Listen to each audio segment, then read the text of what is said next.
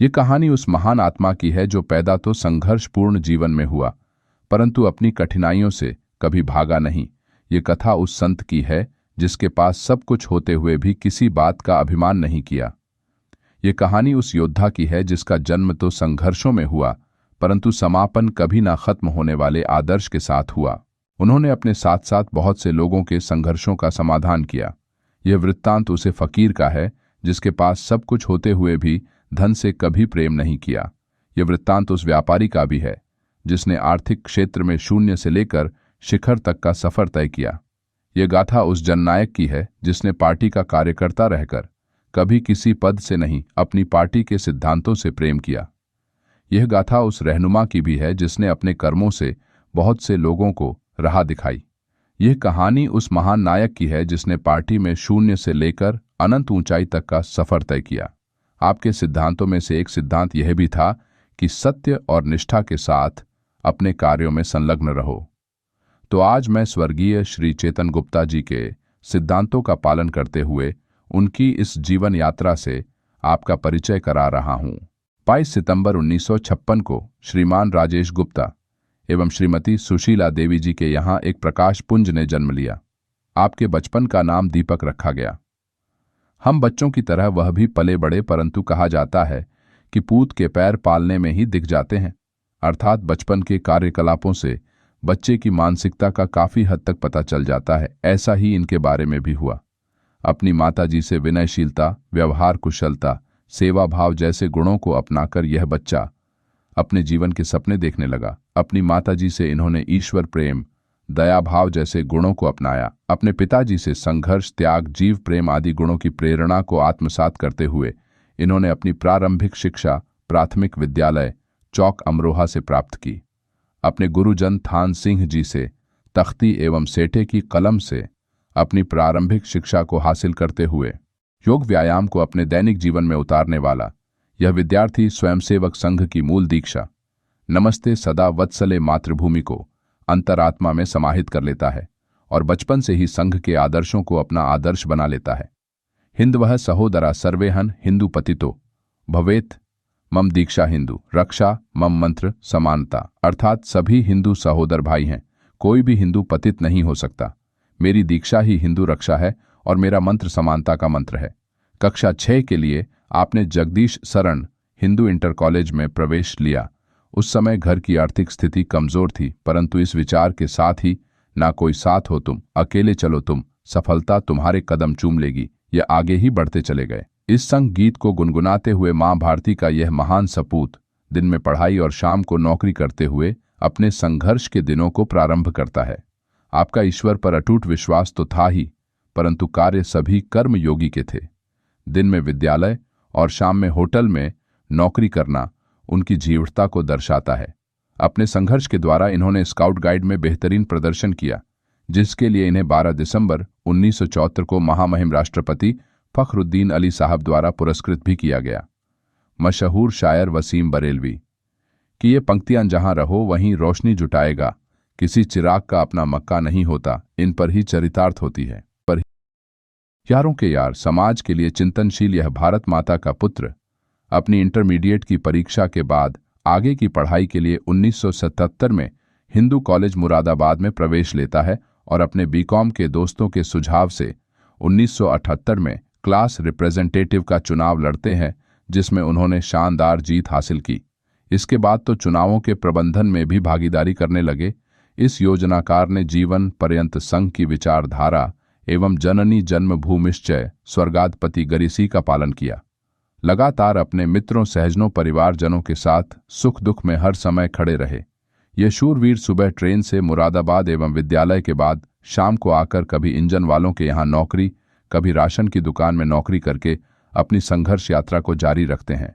यदि आज की जनरेशन उन्हें समझने की कोशिश करे तो शकील आज़मी जी की लाइन थोड़ी मदद जरूर कर सकती है। पैरों को खोल जमाना उड़ान देखता है, जमीन पर बैठकर क्या आसमान देखता है, मिला है शरीर तो इसका प्रयोग कर, तुझे सारा जहां देखता है। और इसी हुनर के साथ केजी के पीजी कॉलेज से अपनी वकालत की शिक्षा पूरी की। इस सुरमा के पास दो रास्ते थे, या तो वकालत करके अपना व्यक्तिगत जीवन यापन करे या मजबूती से अपने परिवार की आर्थिक स्थिति को उठाने के लिए प्रयास करें। परंतु इस योद्धा ने कठिन रास्तों को चुना, क्योंकि उन्होंने समाज के प्रति अपने दायित्व को सर्वोपरि समझा और अपने दोनों भाइयों तथा परिवारजनों के सहयोग से कड़ी मेहनत, अथक परिश्रम, व्यवहार कुशलता एवं निर्णय लेने की जबरदस्त क्षमता से आर्थिक क्षेत्र में अनंत उन्नति की। गरीब परिवार में जन्मा यह योद्धा बड़े छोटे सबका सम्मान करने वाला था। व्यवहार कुशल, यह संत अपने किसी धर्म से पीछे नहीं हटा। पुत्र धर्म को निभाते हुए अपनी माताजी की अंतिम समय तक सेवा करना तथा उनके समस्त दैनिक नित्य कार्य को निपटाना मात्र सेवा का उत्कर्ष उदाहरण है। आप आरएसएस प्रचारक के रूप में जीवन बिताना चाहते थे तथा देश की सेवा करना चाहते थे, परंतु पारिवारिक पृष्ठभूमि के कारण आपने 5 दिसंबर 1985 को कुमुद गुप्ता जी से शादी की। पत्नी धर्म को जीवन पर्यंत निभाते हुए आपने अपनी पत्नी के साथ कंधे से कंधा मिलाकर सहयोग किया। रिश्तेदारियों को निभाना हो या उनके सुख दुख में खड़ा रहना हो, आप जीवन पर्यंत उनके साथ खड़े रहे। एक भाई के रूप में आप जीवन पर्यंत अपने भाइयों की ढाल बनकर मजबूती से उनके साथ खड़े रहे तथा सबको साथ लेकर चलते हुए आपने सबकी उन्नति में अपने उन्नति का धर्म समझा।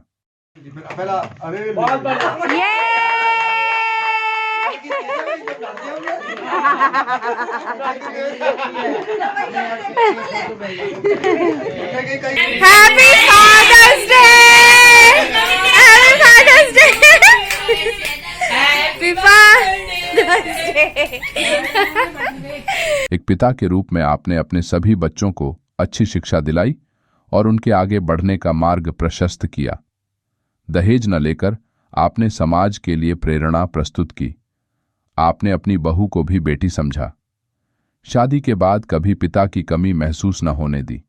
आप एक दादा नाना के रूप में छोटे बच्चों के साथ खेलते थे, दंगा करते थे और स्वयं भी बच्चे बन जाते थे। आप अपने रिश्तेदारों नातेदारों के साथ मुसीबत आ जाने पर तुरंत गुप्त सहयोग करते थे। तन मन धन से आप उनके साथ खड़े रहते थे। आपने पुत्र धर्म, पति धर्म, पिता धर्म, भाई धर्म, सभी धर्मों का अक्षरशः निभाया। आपने आर्थिक क्षेत्र में अनंत उन्नति की। न केवल स्वयं की उन्नति करी, अपितु परिवारजन, भाइयों, दोस्तों सभी को सहयोग दिया। बिना किसी भेदभाव के कितने लोगों को व्यापार शुरू करने के लिए धनराशि दिलाने में गारंटर बनने अथवा उनके लिए कलम का सिपाही बनना हो। इस क्रांतिकारी ने अनेक गाथाएं लिखीं। अधिकारियों द्वारा थैली मामले में अत्यधिक जुर्माना लगाने पर उसे वापसी करवाना हो या अन्य किसी मुद्दे पर व्यापारियों का उत्पीड़न हो, ये शूरवीर मजबूती से उनके लिए संघर्ष करता रहा। सहयोग हमारा नारा है, संघर्ष हमारी मजबूरी। आप इस नारे को चरितार्थ करते रहे। 11 दिसंबर 2022 को जीएसटी विभाग की छापेमारी में दुकानों के शटर तेजी से गिर रहे थे। व्यापारियों में डर का माहौल व्याप्त था। तब आप व्यापारी नेता के रूप में मजबूती से उनके बीच खड़े थे। ऐसा नहीं था वह केवल व्यापारियों के नेता थे, आप उस हर जनमानस के मार्गदर्शक थे जिसे सहयोग की आवश्यकता होती थी। जीएसटी विभाग की लगातार हो रही छापेमारी के कारण अमरोहा के जो सराफा व्यापारी हैं वो पूरी तरह भय में हैं। आप तस्वीरों में देख सकते हैं, मैं इस वक्त अमरोहा की सराफा मार्केट में हूँ, जो पूरी तरीके से जो बाजार है वो व्यापारियों की ओर से बंद किया गया है और अपनी अपनी दुकानों के सामने वो बाहर खड़े हैं। जानना वो कार्रवाई करने के लिए स्वतंत्र है, लेकिन व्यापार मंडल के पदाधिकारियों को साथ में लेना चाहिए उन्हें। गुप्ता जी, आज जो है पूरा बाजार जो है जीएसटी के विभाग के अधिकारियों के भय में है। लगभग पूरा बाजार बंद होने के कारण एक बड़ा जो घाटा है व्यापारियों को वो भी हो सकता होगा, तो क्या कहेंगे इसको लेकर? मैं चेतन गुप्ता, जिलाध्यक्ष उत्तर प्रदेश उद्योग व्यापार मंडल अमरोहा। मेरा ये अनुरोध है सब व्यापारियों से भी कि गलत कुछ ना करें, गलत होने ना दें। हम जीएसटी अधिकारियों को ये सचेत करना चाहते हैं, कोई व्यापारी अब गलत काम नहीं करता है, टैक्स की चोरी नहीं हो रही है।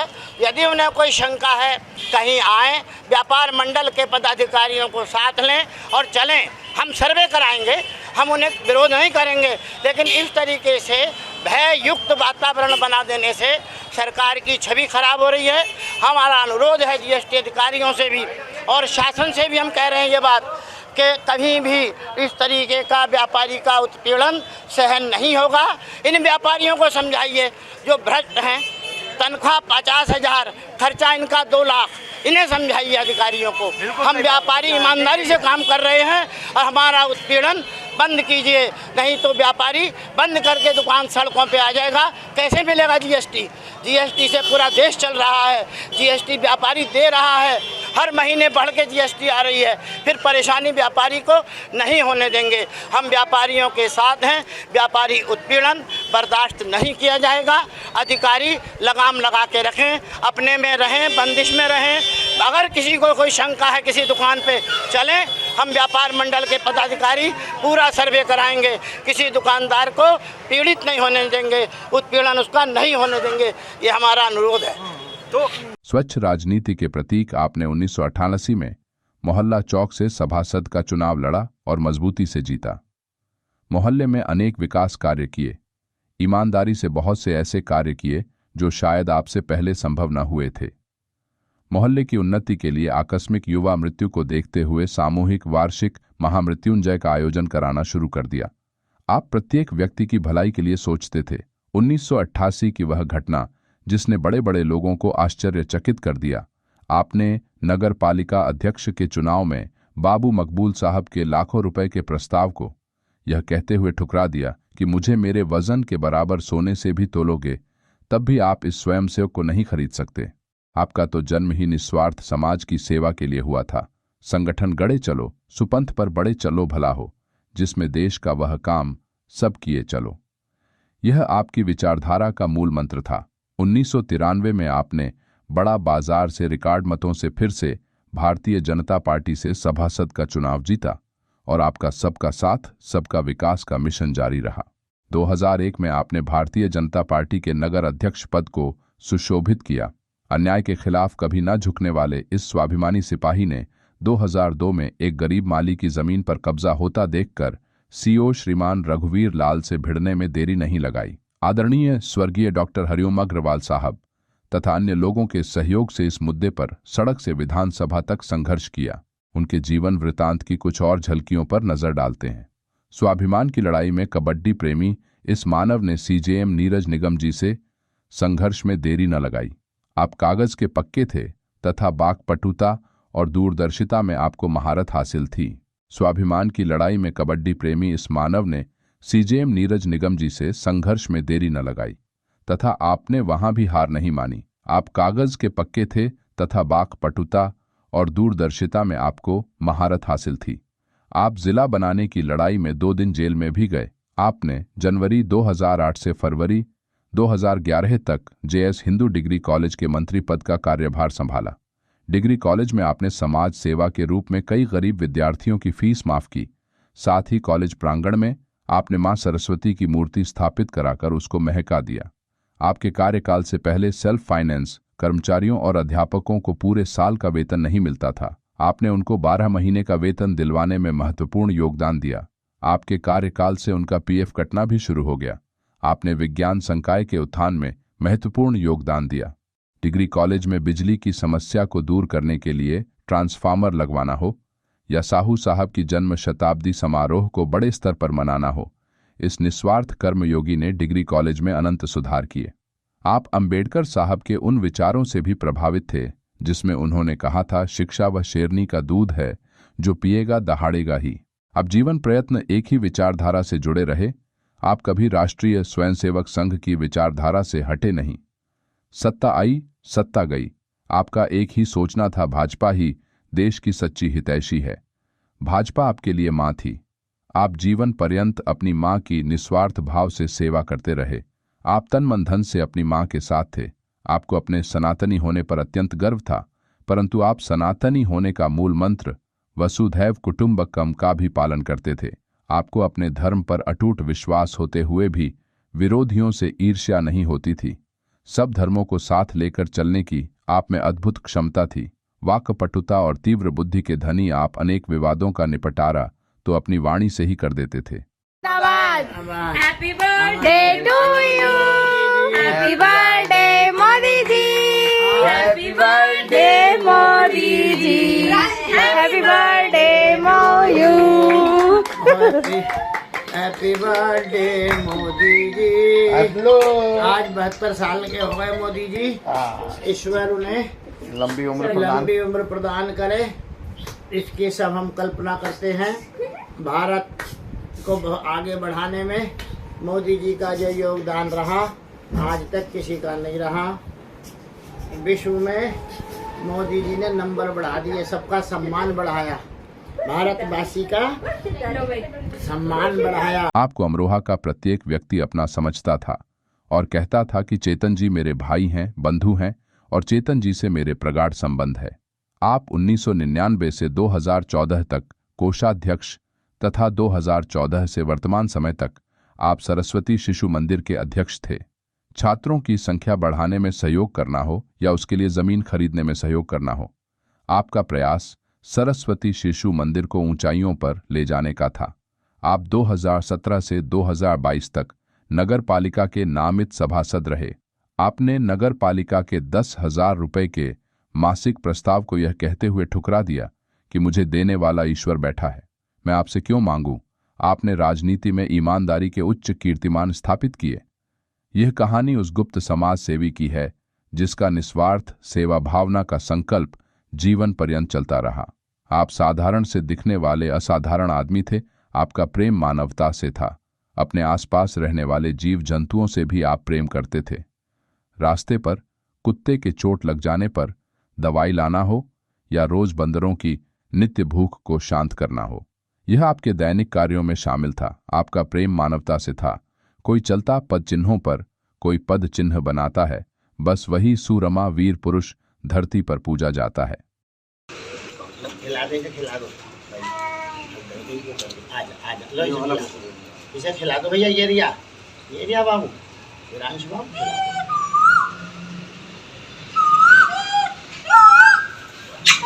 दो, ये खिला दो।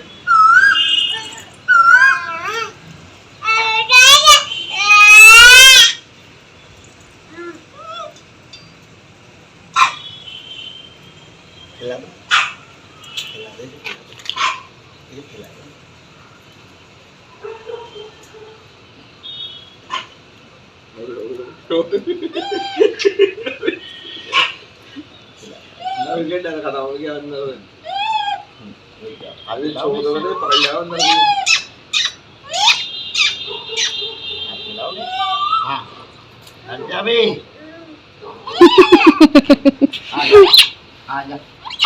आपकी राजनीति सड़क की थी, जो सड़क पर रहकर लोगों की समस्याओं का निराकरण करते थे।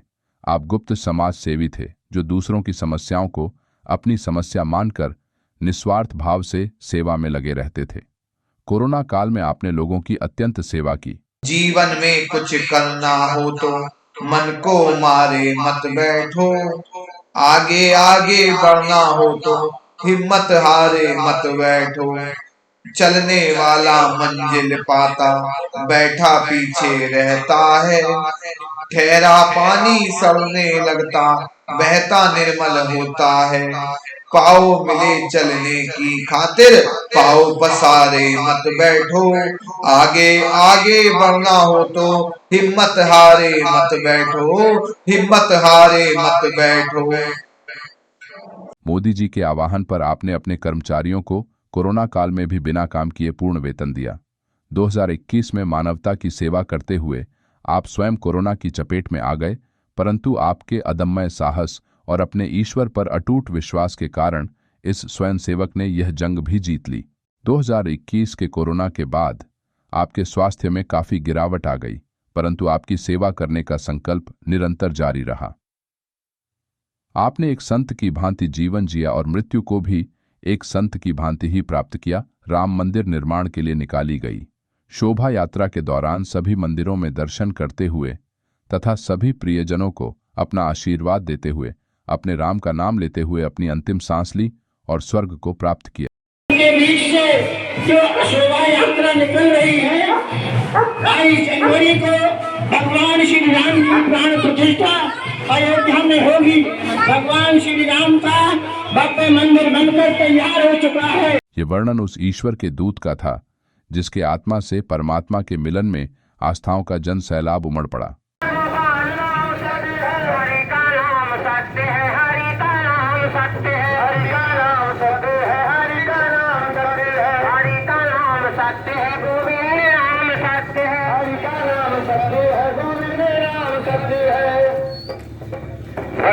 भगवान का कर लो, जगत गोविंद का मेला है। भजन भगवान का कर लो, जगत गोविंद का मेला है। भजन भगवान का कर लो, जगत गोविंद का मेला है। भजन भगवान का कर लो, जगत गोविंद का मेला